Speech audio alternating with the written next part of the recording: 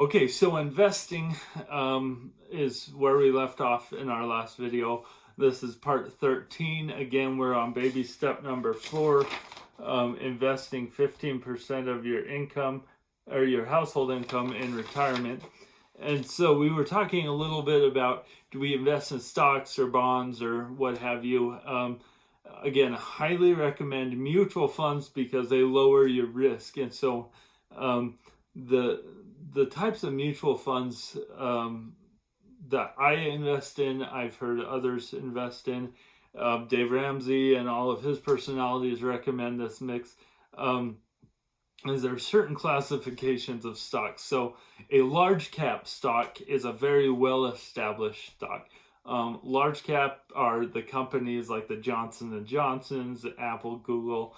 They are what they are. They're the big players. Are gonna consistently go up over time. Most of them.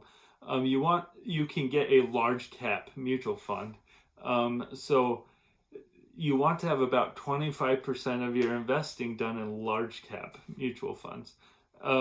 Mid cap mutual funds are the up and comers. They've established themselves as, hey, we're here to stay, but they're still in their growth curve, and they make a little more money. They have a little more risk with them. You'll find in the stock market, the more risk, the more earning potential, but also the more potential to lose too. So mid cap, again, you would want to have 25% of that. Keep it really simple. It's not overly crazy. Small cap is those new startups, and those are fun because they're up and down and all over. They make a ton of money, they lose a ton of money, but you want to be able to find a mutual fund that is a small cap and put 25% in there. And then you want 25% in international funds. That's, again, just to diversify you even more. So if America's economy tanks but other economies are taking off, you can have that hedge against the risk. And so that's pretty much it. You would do 25% in small cap mutual funds, 25% in mid cap mutual funds, 25% in large cap mutual funds, and then international mutual funds, 25%. It's not more complicated than that. In fact, I did want to mention 8 out of 10 millionaires in that Millionaires Next Door book said their primary investment engine was mutual funds, and mutual funds in the form of their company 401k. I'll talk about 401ks for a second, but again, if you try chasing more glamorous investment opportunities, that you tend to include more risk and therefore can't depend on the same return over the long haul. Investing is a long-term game again. And it's interesting. There's so many advantages to it. I want to talk also today about, there's some different account types. So your investment type, your stock, bonds, real estate, and the mutual funds, those all 4 are the investment type. An account type is almost the coat that goes around the investment type to protect it. And account types really help when it comes in the form of taxes. If you make $1 million and then you get taxed at 25%, then in reality you're only making $750,000. And so you need to make sure you've properly protected your investments so that they grow correctly. So you'll hear 2 terms. One is tax free growth and tax deferred growth. Tax free means you pay tax on your money before you put it into your investment, but then that money has been taxed, and so your investment grows without being taxed. So if you make $1 million, you keep $1 million, which is a pretty slick deal. And so you always want to look for how to make it tax free. And the term often associated with tax free is Roth, and we'll talk about that in a second. So tax free. Tax deferred is the other kind that you want. Tax deferred means you don't pay taxes on the money up front. So It's pre-tax investments. So you make money, you put it in, and you never have to pay taxes on that money, which is awesome. But that does mean when the money comes out, you're going to have to pay taxes on it. And so you want to make sure that you're picking the right one. Now, there are two ways to invest too that most people will touch. The 401k, if you're in a traditional company, schools also have 403bs, and there are a few others, but I'll just call it the 401k for simplicity's sake. So the 401k is simply saying that is tax deferred, meaning you don't need to pay taxes on it. Most companies will offer a 401k and or a match along with it. And a match. Some companies don't provide a match, but a match is if you put in X percent, we'll match that X percent. So my employer offers a 4% match if I put in 5%, right? And that 4% is really cool. That match is awesome because it's free money.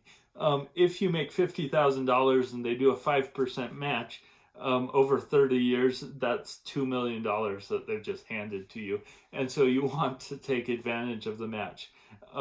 Now, while I'm on the topic of the match, we talk about baby step is 15% of your household income. That doesn't include the match. So the match is just icing on the cake, but you want to put in 15% of your own personal money. Okay, so that's a 401k. If your company doesn't offer a 401k, you can also step outside and do an IRA. An IRA is also tax deferred, and it is, but it's outside of your company. And if you are these numbers change all the time, but each individual in a household who's an adult who's filing together can have, I believe it's $5,000 a year in an IRA, or contribute $5,000 a year. And so if you and a spouse are both contributing, there's $10,000 a year that you can put into a Roth IRA, or into an IRA. Again, an investment professional would help you out with the details, but that's the high level. And then, so both of those, though, a 401k and an IRA, can either be traditional or they can be Roth. So what Roth means, traditional means tax deferred. Roth means tax free. And so we want to make sure that we're going for tax-free growth. So like if your company offers a 401k or a Roth 401k, take the Roth 10 times out of 10, especially if they're matching in it. An IRA, though, if you're going to set up an IRA, you better set up a Roth IRA to start out with. There are tax implications if you switch from an IRA to a Roth. As soon as you switch, all of the tax burden becomes payable at that moment. So if you had $10,000 in there, and you were in a 25% tax bracket, then immediately you'd owe $2,500 in taxes if you moved it from an IRA to a Roth IRA. So you want to be careful with the tax implications. Again, get a good tax professional, a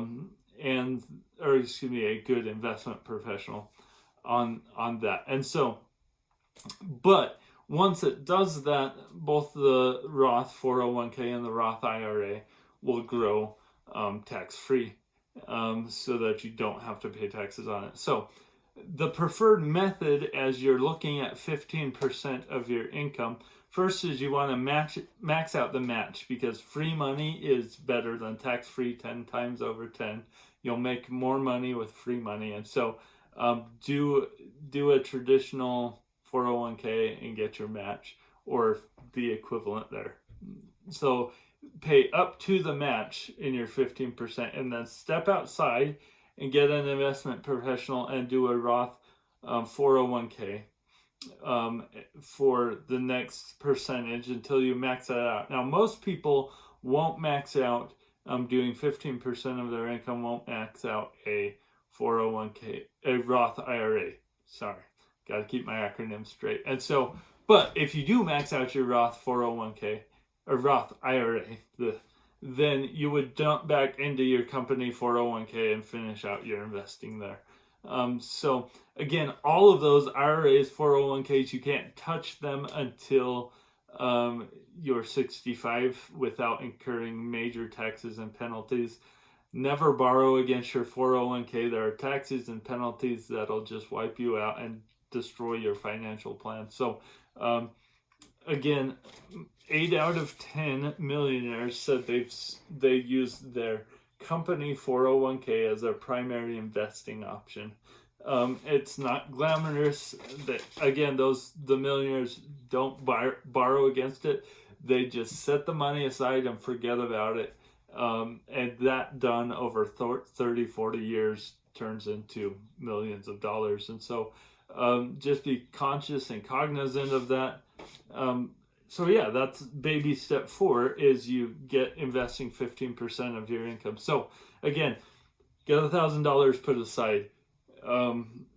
Do pay off all of your debt. Then get 3 to 6 months of expenses built up. After you have those 3, then jump in and invest like crazy and put 15% of your money away. If you've been saving money up to your 3 to 6 months of expenses, you're in the habit of saving money, so it's really easy to start putting away 15%, which will turn into scads of money as you go and help you get to the point where you can be completely self-reliant. So again, sorry that was super detailed, but hopefully it made sense. I'm happy to talk about it if you have any questions.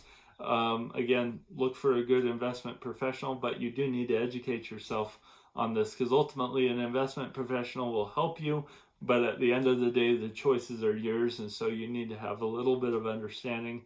Happy to point you in the right direction of some books to get a basic understanding. The personal finance course that the church provides actually has a lot of good information on it that would be helpful to review. So anyway, that's investing. Next time we'll talk about step number 5, saving for your children's college funds.